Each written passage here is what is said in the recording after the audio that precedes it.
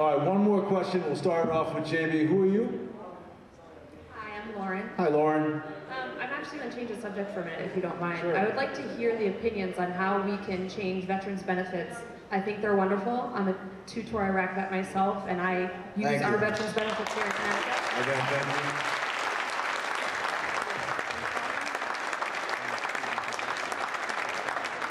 Is more, how do we get those benefits to the veterans quicker, and how do we remove the stigma that we all have PTSD and we're all going to shoot up a room? That's for me, right? Well, you can start. Well, Dianne Feinstein shot herself in the foot, didn't she?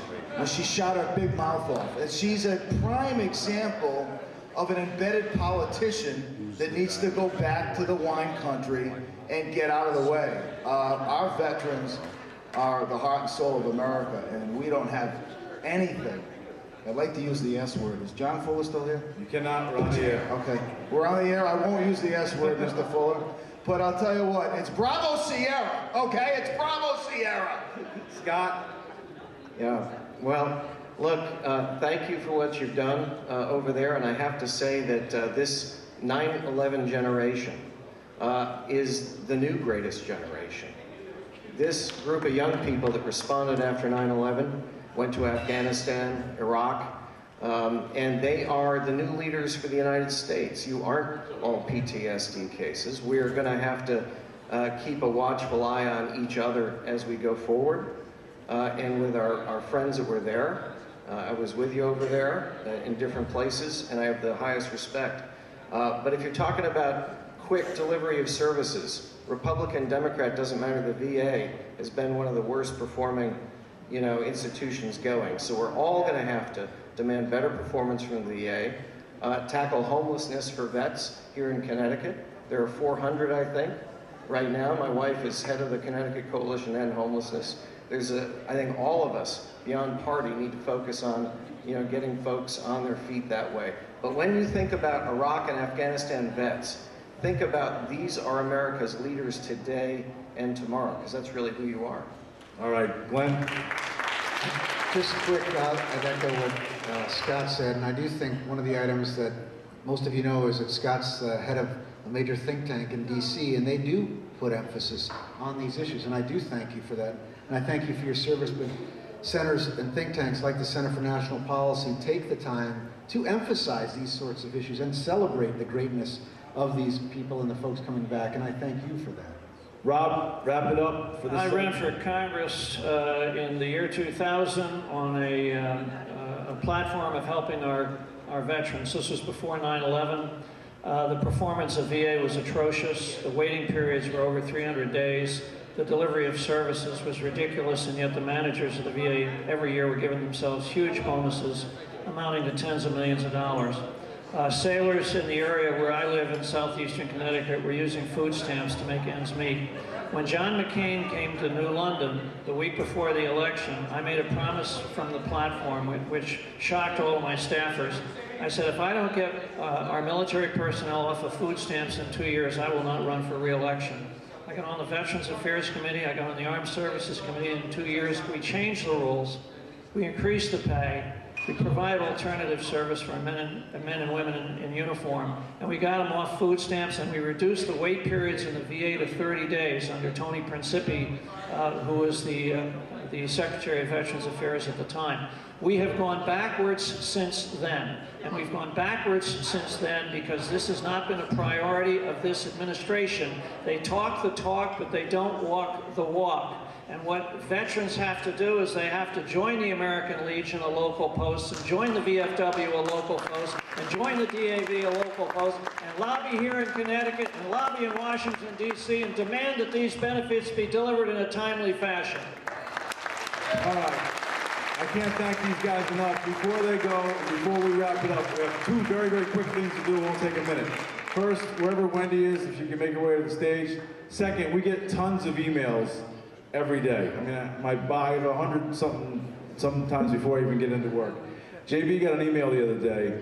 If you just want to give it a quick once-over. Is Laura Lee McDonald here? And her husband, Laura Lee? Right there, over here. Over here. To your left. Right there. How you doing?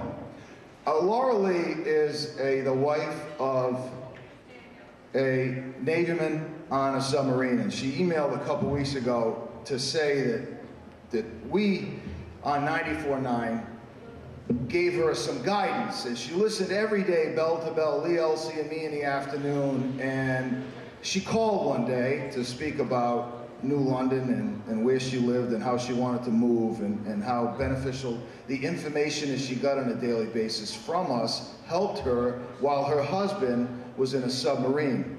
And then we got another email that said that she was so excited she called Kay and she got tickets to come tonight. And the fact that it was the first date that her and her husband had been on since their 2-year-old daughter was born. So I read this email, and I tell you, I was all choked up. I spoke to my wife about it, and I called Lee, and I said, you know, she said this is her first date, and it's great that 400-something people have come here today to share this 2-year birthday party for us. But I said, you know, if I haven't been on a date with my wife in 2 years, I sure as hell don't want 398 people breathing down my neck. So I said, what are we going to do? So we reached out to a good friend, a mutual friend of ours, Mike Bracetto, who was supposed to come tonight, but he probably forgot that we were having the birthday party, and that's fine. I'll make sure I break his stones. But Laura Lee, actually, Emily, if you can bring this to Laura Lee and her husband, Michael Bracetto, who owns Philomena's in Waterford, has given a $100 gift certificate, so you and your husband can go enjoy a nice meal and have a nice quiet time. Thank you for your service as a military wife. Thank you to your husband who's making this all possible. Thank you very much. Outstanding.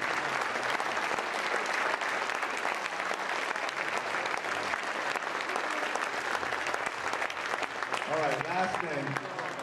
I honestly feel really bad because I know we could have conversations with Scott and Glenn and Capt and JB for hours, and really, it would really be great, but we just don't have time. So last thing is Wendy's going to draw 2 winners out of that hat. We're not going to play the game. We're just going to run out of time. So 2 winners. First winner gets the tickets to Alan Jackson, what are they? Boston, and Jeff Dunham.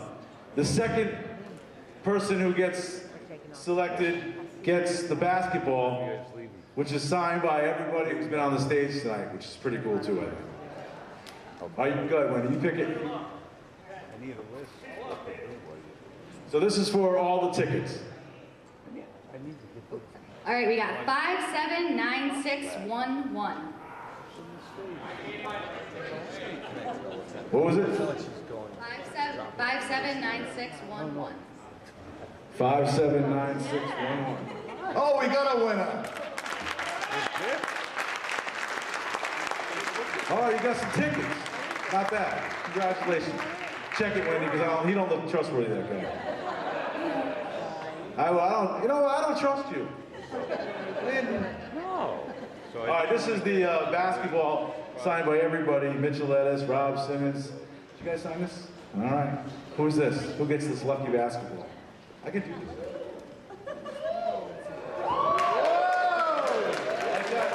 Who is it? 579590. Basketball signed by everybody up here. Nobody wants to claim it? This is this is probably priceless. Anybody? All right, Alexander. pull one more, otherwise then I'm gonna give it to somebody. Not that guy who came up with the tickets. He was mean. You like that? Did you play basketball? 579516. I could score 40 against the women. I told you guys that the other day. 579516. That doesn't mean anything. Who was it? 6.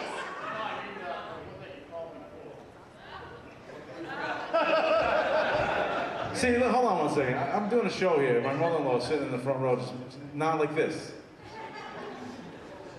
The first one was 579590.